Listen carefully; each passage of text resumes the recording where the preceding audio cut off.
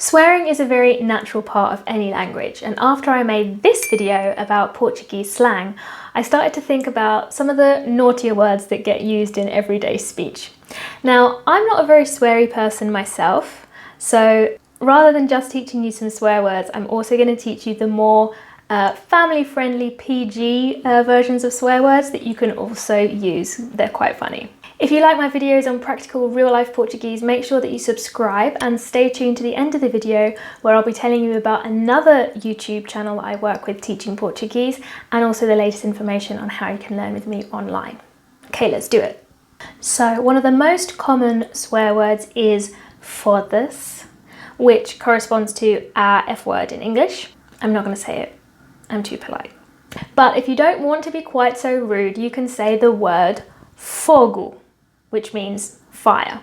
So you know how in English you can use different words instead of a swear word that kind of sounds similar and it's less rude, okay? So like instead of saying shit, if you're not in the kind of company that you could say that, you could say sugar instead. So this word's exactly the same.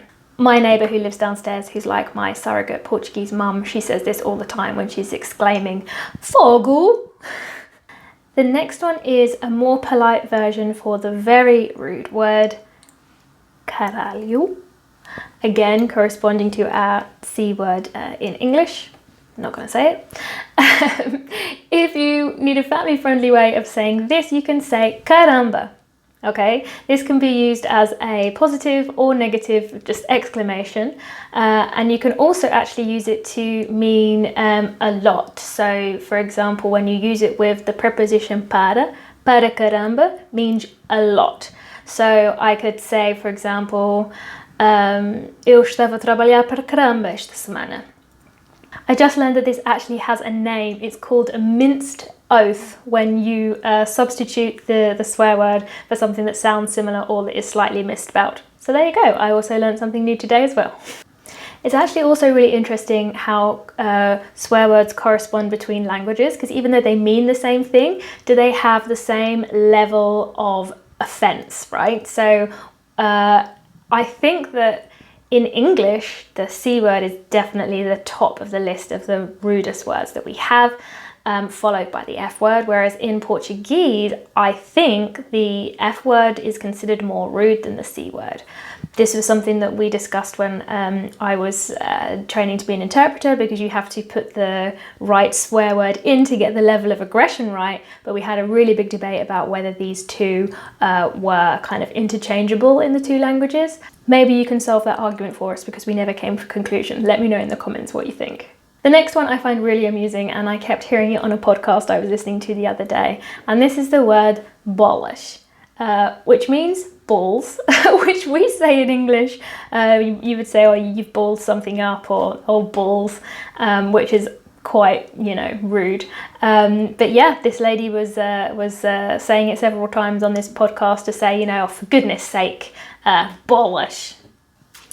The next one came up when I was watching the Portuguese version of Aladdin. So again, this one is very family friendly, and it means something like, oh my goodness, okay? And that is seus. Now, I'm pretty sure that this is replacing Deus, so as not to be blasphemous if you want to say, oh my God. So like in English, we would say, oh my goodness instead.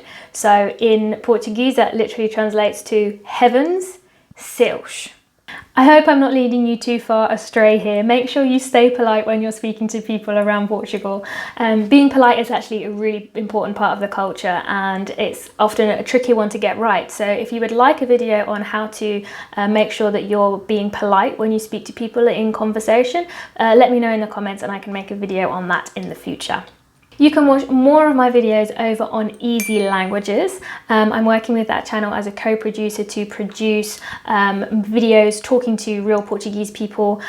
So this one is spoken entirely in Portuguese. So if you want to test yourself a little bit and hear some real life Portuguese speaking very fast, but it has subtitles in Portuguese and English. So it's really good if you're a bit more of an advanced learner, or if you just want to tune your ear into how Portuguese people speak in real life at that speed and the vocabulary they use. Obviously it's great because you can stop, start, rewind, rewatch. So I'm going to put the link in the description to see me over there on that channel as well. Finally, I'm opening up the doors to my first online Portuguese course for beginners, a fun and textbook-free guide to getting confident and conversational in Portuguese. If you want more information on that, make sure you're signed up to my mailing list. I'll put the link to that in the description below as well. That's all from me today, short and sweet, but I really look forward to seeing you again next week.